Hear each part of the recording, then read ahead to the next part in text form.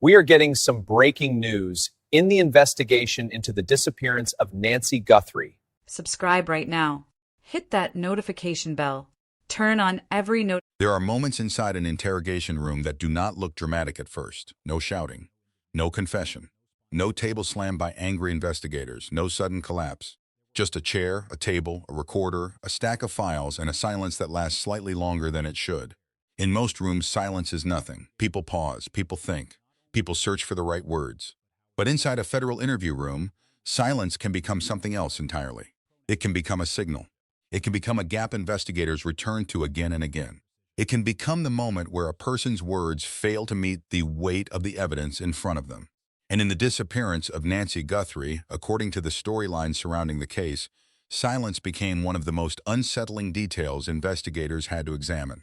Not a confession, not an admission, not a direct accusation proven in court, but a pattern of pauses, careful phrasing, emotional distance, and answers that seem to move around the truth rather than straight toward it.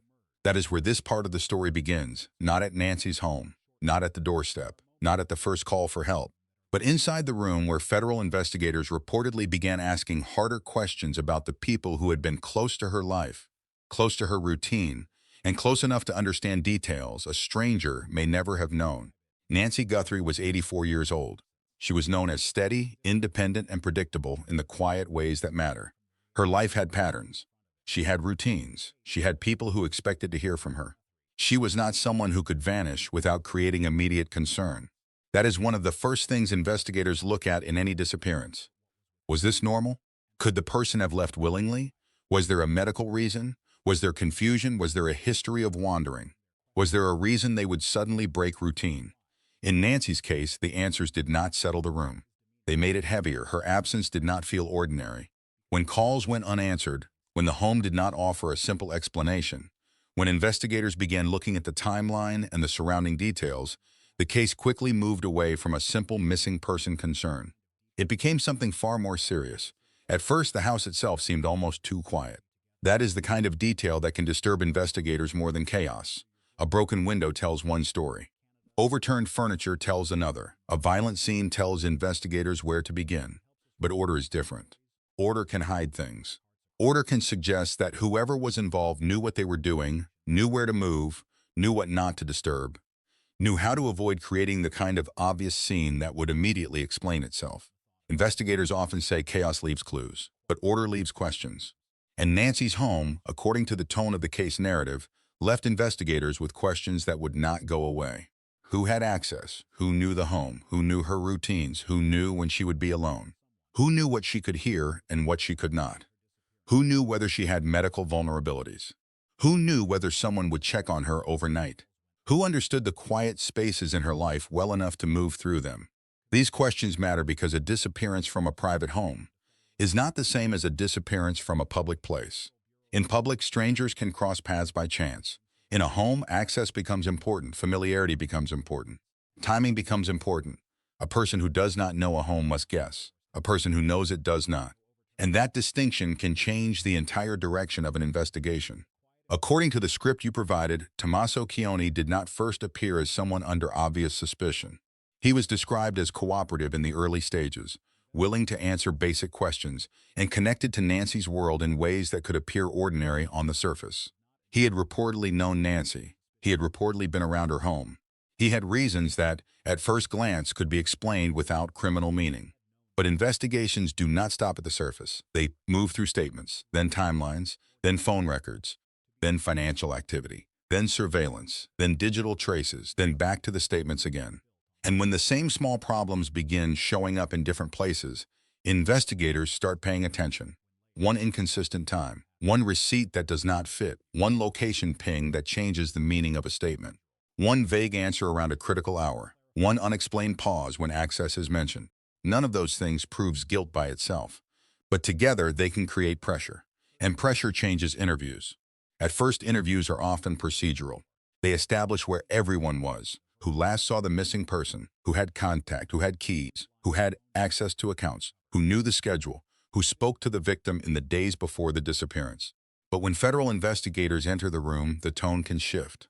Not because they become louder. Often, the opposite happens. They become more controlled, more patient, more deliberate. They do not always confront a person with everything at once. They present pieces, they observe, they wait. They ask a question whose answer they may already partially know. They watch how the person responds to the evidence, not just what the person says. And according to the narrative you shared, what stood out in the questioning of Cioni was not rage or defiance. It was detachment. When asked about Nancy's final movements, he reportedly answered evenly. When confronted with inconsistencies, he reportedly adjusted his account without strong visible emotion. When shown information that should have carried emotional weight, the concern, according to the narrative, was not what he said. It was what seemed missing: urgency, shock, visible fear for Nancy. The kind of spontaneous emotional alignment investigators often expect when someone close to a missing elderly woman is genuinely desperate for her return.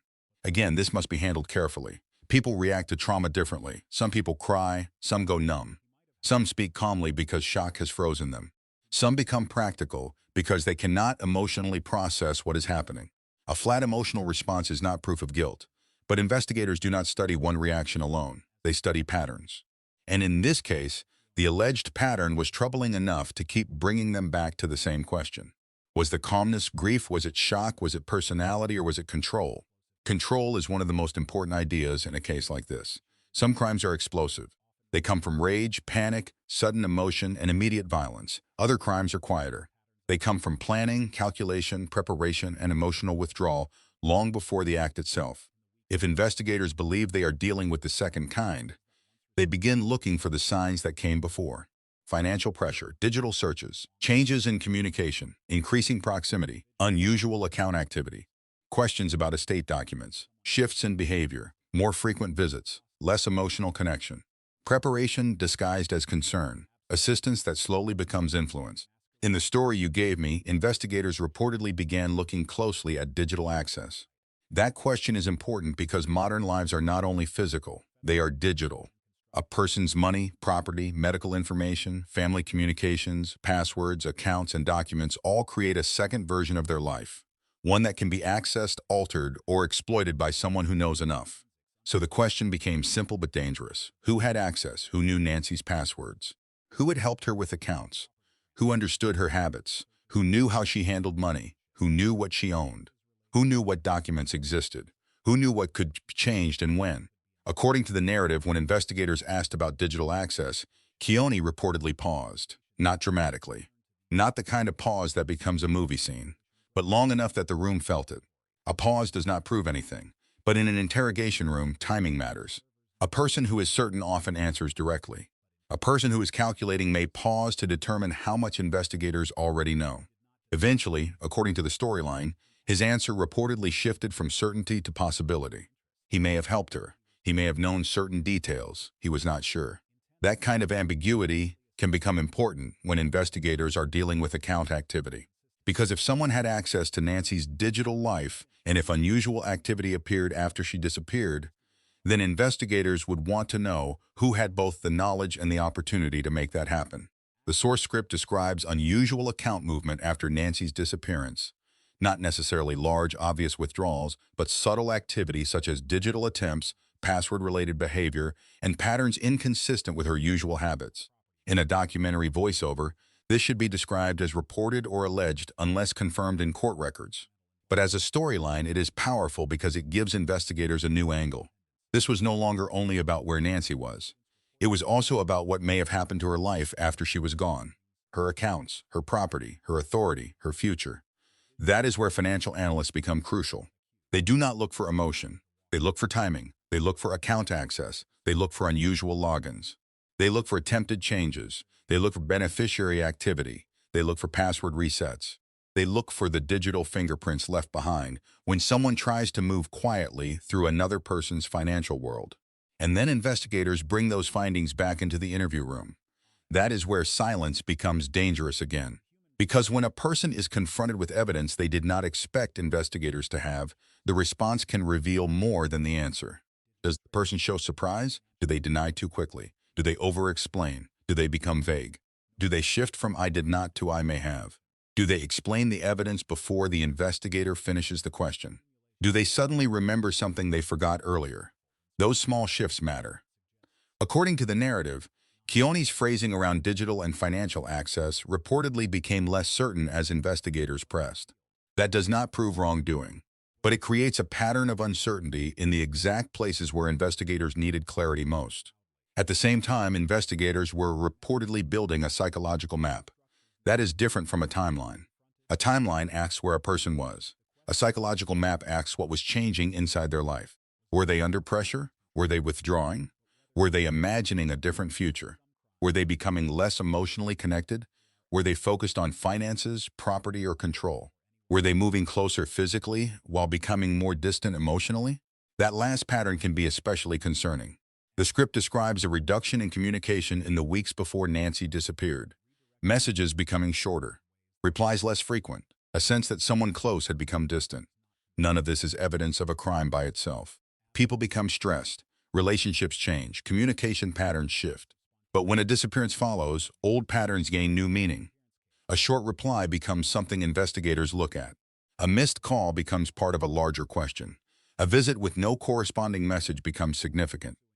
A search history becomes more than curiosity. A document draft becomes more than paperwork. A late-night drive becomes more than restlessness. And that is where the case in this version of the story begins to tighten. Investigators reportedly recovered searches connected to property transfers, guardianship, estate processes, and elderly financial planning from devices associated with Cioni's environment. Again, searches alone are not crimes.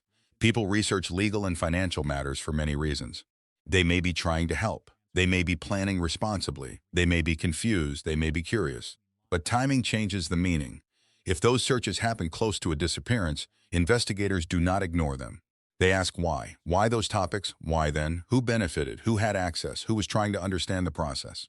Was it assistance or was it preparation? That is the line investigators would have to study carefully. Because in cases involving elderly victims, exploitation does not always begin as obvious abuse. Sometimes it begins as help. Someone offers to manage documents. Someone offers to assist with accounts.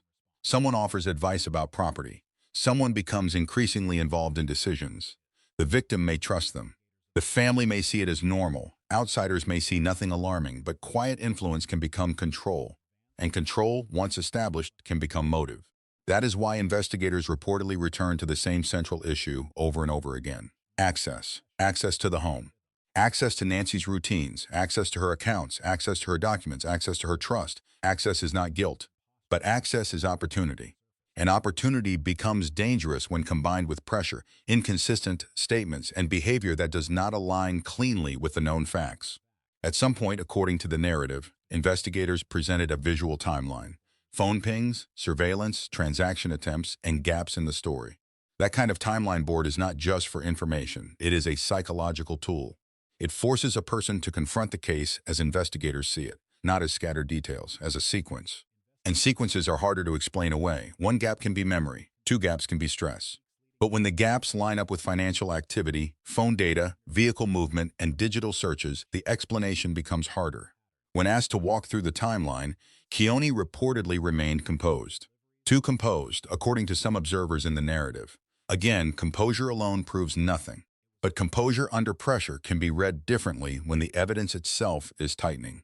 Then came the phrase investigators often hear in difficult cases. I don't know. It can be true. It can be honest. It can be the only answer a person has.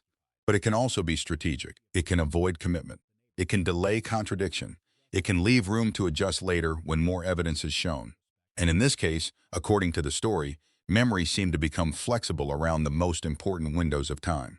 That flexibility became even more important when surveillance and traffic data reportedly entered the picture.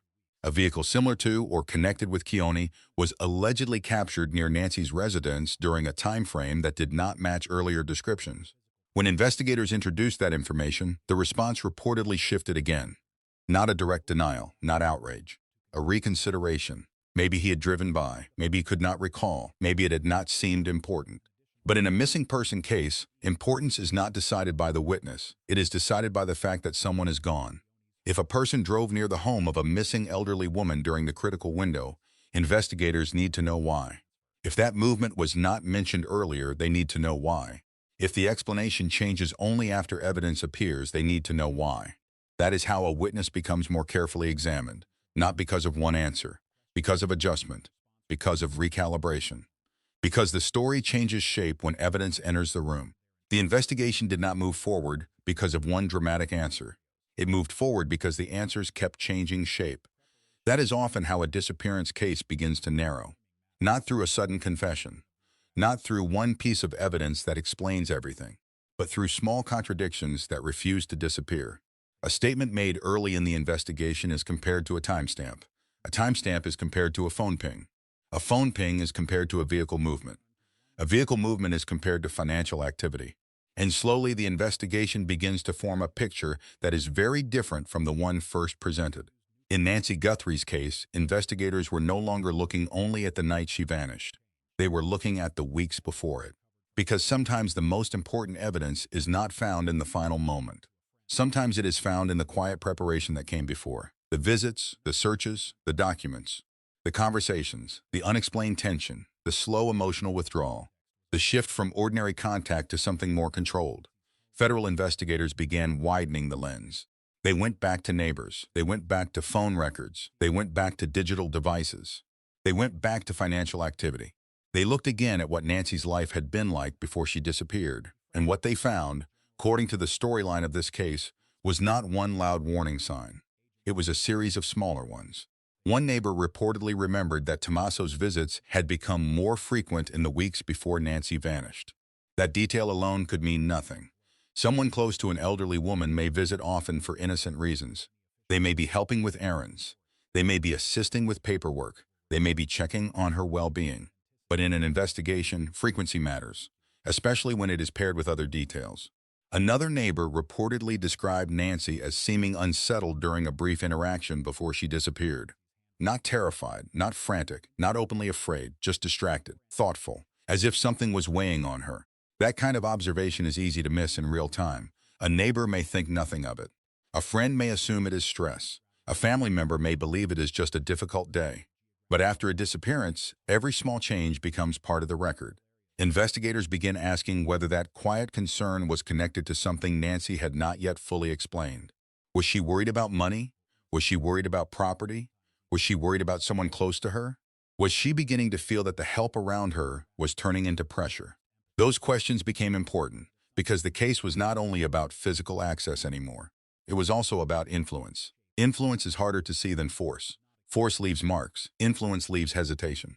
Force breaks things. Influence changes decisions. Force creates a scene. Influence can appear as concern.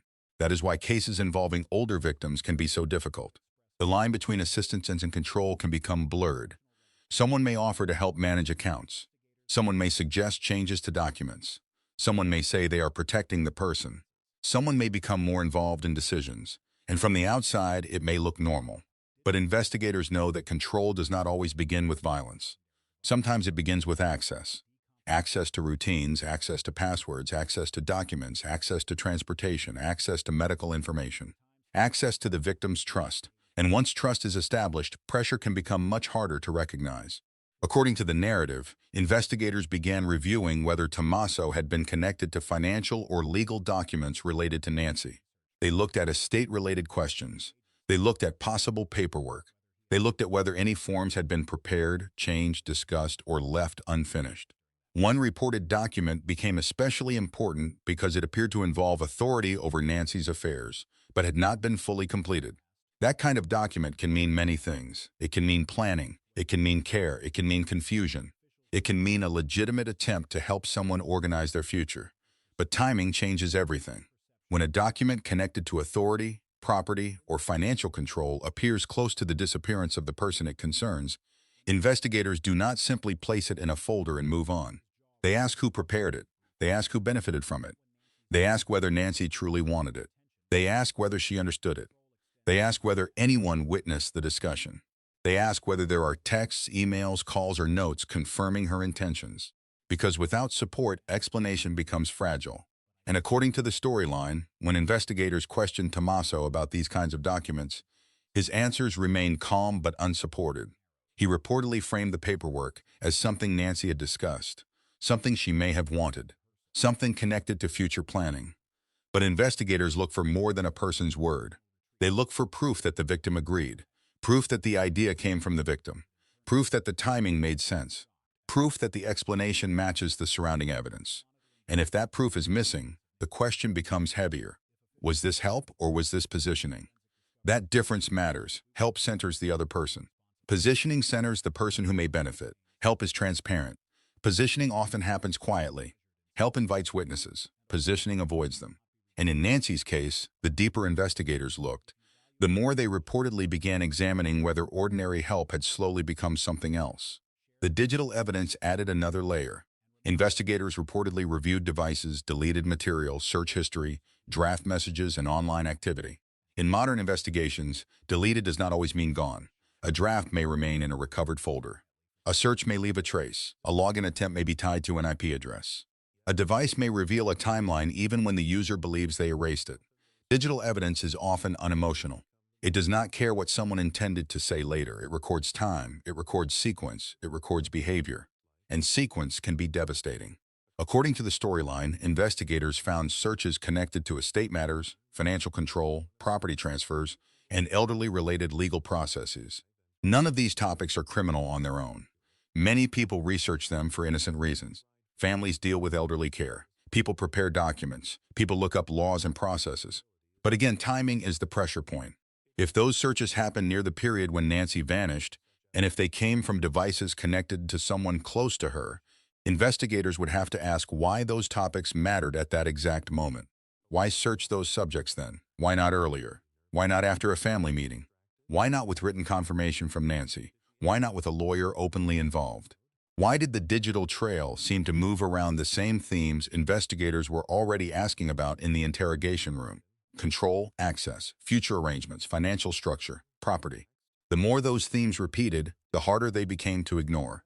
Then came the issue of communication. According to the narrative, phone records suggested a change in the pattern between Tommaso and Nancy. Outgoing communication reportedly reduced in the final weeks, but location data suggested proximity remained important. That kind of contrast can stand out, because a person may stop communicating openly while still appearing physically nearby.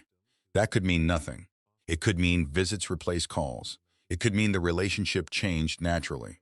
It could mean there was no need to text because conversations were happening in person. But investigators also consider another possibility, that open communication leaves records. Physical presence may not leave the same kind of conversational trail. If someone wants fewer written exchanges, fewer texts, fewer records of what was said, the pattern may shift from digital communication to in-person contact. Again, not proof, but direction. Investigations are built on direction. And by this point, the direction appeared to be moving toward a question investigators could not avoid. Was Nancy's world becoming smaller before she disappeared? Was someone stepping deeper into her life while leaving fewer visible traces? Was influence increasing while communication decreased? Those are subtle questions, but they matter. Because a person does not need to shout to control a situation. They can simply become necessary. Necessary for paperwork, necessary for account access, necessary for transportation, necessary for decisions, necessary for explanations. And once someone becomes necessary, they can begin shaping the victim's choices in ways outsiders may not immediately see. That is why investigators reportedly listened carefully to Nancy's own words where they could find them. Messages to friends, private comments, small statements that may not have seemed important at the time. According to the storyline, Nancy had sent messages suggesting she needed to think about things, or that things had become complicated. Those are not direct accusations. They do not identify a crime. They do not prove fear, but they show state of mind. And state of mind matters. If a person who is normally steady begins expressing uncertainty shortly before vanishing, investigators want to know what created that uncertainty. Was it family stress? Was it financial pressure? Was it a legal decision? Was it someone urging her to make changes? Was it fear of disappointing someone? Was it confusion about who to trust? When investigators reportedly brought up these messages during questioning, Tommaso's response did not provide the clarity they were looking for. He allegedly suggested Nancy may have been dealing with general worries connected to age or life changes. That explanation may sound reasonable on the surface, but it created another problem. Nancy's records and behavior, according to the narrative, did not support the idea that she was simply drifting into confusion. She was described as engaged, clear, and capable. She managed her routines. She handled conversations. She understood details. She corrected information when needed. She did not fit neatly into a theory of random wandering or sudden mental decline. That matters because in disappearance cases, false explanations can become redirections. If someone suggests an elderly missing person may have wandered, investigators must examine that possibility. But they also ask whether the suggestion is supported by medical records, prior incidents, family observations, and the person's actual behavior. If it is not supported, the theory becomes less convincing. And if the theory is being offered by someone whose own timeline is under scrutiny, investigators become even more cautious. Because an unsupported explanation can function as distance. It can move attention away from human involvement. It can make the disappearance seem accidental. It can soften suspicion. It can create a story where no one is responsible. But Nancy's case, as described in the narrative, did not feel like a simple accident. Too many details pointed toward knowledge. Knowledge of her home. Knowledge of her routine. Knowledge of her vulnerabilities. Knowledge of her digital and financial life. Knowledge of when she might be alone. Knowledge of how to move without obvious disruption. That is why the interrogation room remained important. Every new piece of evidence changed the meaning of earlier answers. A calm answer about not knowing becomes different when location data appears. A vague answer about account access becomes different when unusual digital activity appears. A statement about helping with documents becomes different when paperwork appears near the disappearance window. A theory about wandering becomes different when medical history does not support it. The evidence does not just add details. It changes the weight of the words already spoken. That is when investigators often go back to the same person again. They do not always accuse, they ask. They allow the person to explain. They let the person adjust. They compare the new answer to the old answer. And if the explanation keeps moving, the movement itself becomes part of the investigation. According to the storyline, traffic and toll data reportedly created one of the more difficult points for Tommaso. A vehicle connected to him was allegedly placed on a route near or away from Nancy's neighborhood during a critical window. Earlier statements had placed him elsewhere. When confronted with the data, he reportedly did not immediately reject it. Instead, the explanation shifted toward the possibility of a late drive, a drive to clear his head. On its own, that might sound harmless. People drive at night. People feel restless. People take routes without thinking. But in a disappearance investigation, timing is everything. A late-night drive near a critical window cannot be brushed aside casually.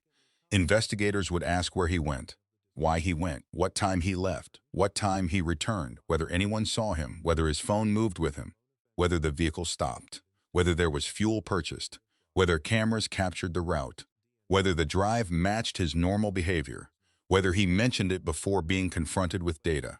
That last question matters deeply. If the drive was innocent, why was it not part of the original timeline? If it was ordinary, why did it need evidence to bring it back into memory? If it did not seem important, why did it occur in the exact period investigators were trying to understand? The answer may still be innocent, but the question becomes unavoidable. And inside the interview room, investigators are trained to let unavoidable questions sit. They do not always rush to fill the silence, they leave it there. Because silence can put pressure on a story. If someone is telling the truth, silence may make them uncomfortable, but not necessarily change the facts. If someone is adjusting, silence may force them to decide which version of the story is safest. That is why pauses mattered so much in this case narrative. Not because a pause proves guilt, but because the pauses appeared at the exact points investigators cared about most. Digital access, financial activity, property-related questions, vehicle movement, the critical timeline, Nancy's state of mind, the possibility of prior preparation. A random pause is just human. A pattern of pauses around pressure points becomes something investigators study. Then came the search history described in the source narrative. Searches allegedly connected to decomposition, scent, and outdoor exposure. This is the kind of detail that immediately draws attention, but it also requires caution. People search strange things. Crime documentaries, curiosity, news stories, books, and random online rabbit holes can all explain disturbing search terms. A search is not a confession. But investigators do not look at search terms in isolation. They look at dates. They look at device ownership. They look at surrounding searches. They look at whether the person's explanation matches their viewing history. They look at whether the searches occurred before or after the disappearance. They look at whether the searches line up with movements, statements, or physical evidence. According to the narrative, when questioned about such searches, Tommaso reportedly explained them as curiosity linked to true crime content. That is possible. Many people consume crime content. Many people search details they should probably never search. But investigators reportedly found friction between that explanation and other digital records. And friction is what investigators follow. They do not need one detail to answer everything. They need to know why several details keep resisting innocent explanation at the same time.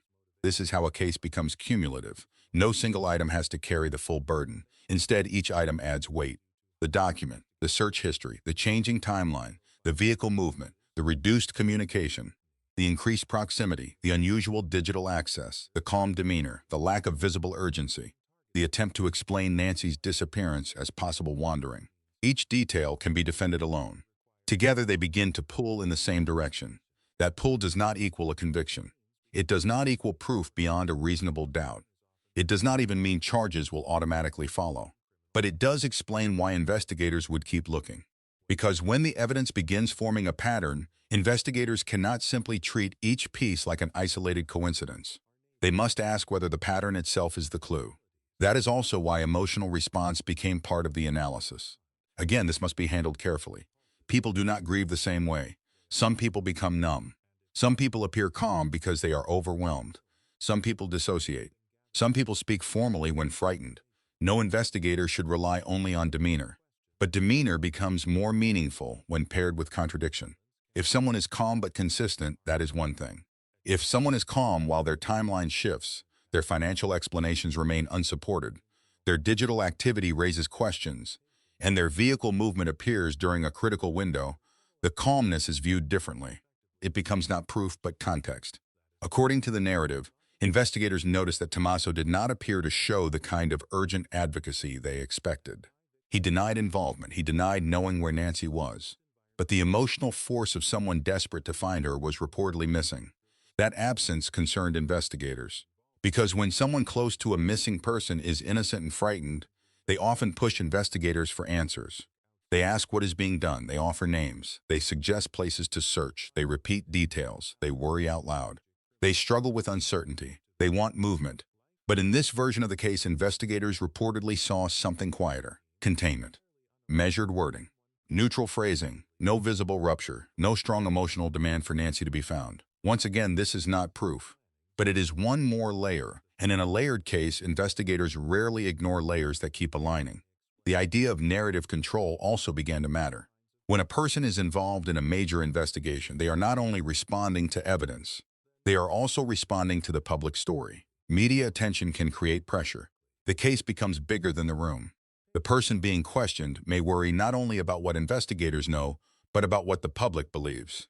According to the narrative, when national attention around the case was mentioned, there was reportedly a subtle reaction. Not to Nancy's name, but to the attention itself. That kind of detail is not evidence in the legal sense, but profilers may see it as psychologically interesting. Because someone focused on the missing person reacts to the victim. Someone focused on control may react to the narrative.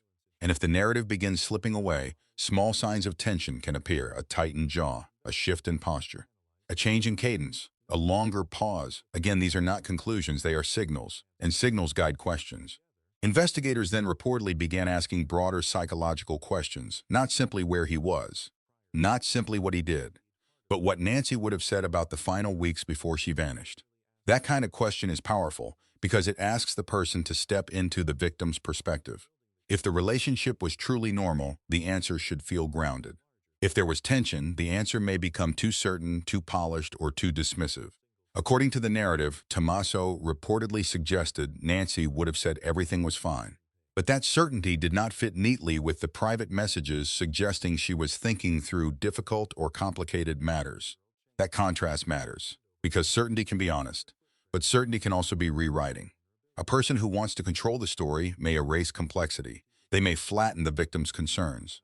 They may describe a relationship as normal because normal is safer.